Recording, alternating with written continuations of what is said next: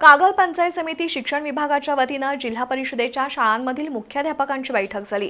विद्यार्थी संख्या वाढवणं, गुणवत्तापूर्ण शिक्षण देणं, विद्यार्थ्यांना भौतिक सुविधा उपलब्ध करून देणं याबाबत कागलमध्ये झालेल्या बैठकीत चर्चा झाली। कागलमधील डी.आर. माने महाविद्यालयाच्या सभागृहात कागल तालुक्यातील जिल्हा परिषदेच्या शाळांमधील मुख्याध्यापकांची बैठक झाली। शिक्षकांनी पटसंख्या वाढीसाठी प्रयत्न करावेत, शिक्षकांना ड्रेस कोड असावा अशी संकल्पना माजी शिक्षण सभापती प्रवीण यादव यांनी मांडली। तर प्राथमिक शिक्षणाधिकारी डॉक्टर मीना शेणकर यांनी आगामी शैक्षणिक वर्षासाठी कागल तालुक्यानं चांगलं यश मिळवण्यासाठी शुभेच्छा दिल्या। मुलांच्या गुणवत्तेमध्ये वाढ होण्यासाठी सर्वांनी प्रयत्न करण्याचं आवाहन उपसभापती डॉक्टर इंद्रजित पाटील यांनी केलं। तर प्रत्येक शाळेत लिपिक नेमून शिक्षकांवरील अतिरिक्त कामाचा भार कमी करावा असं मत सभापती सुवर्णा पाटील यांनी मांडलं।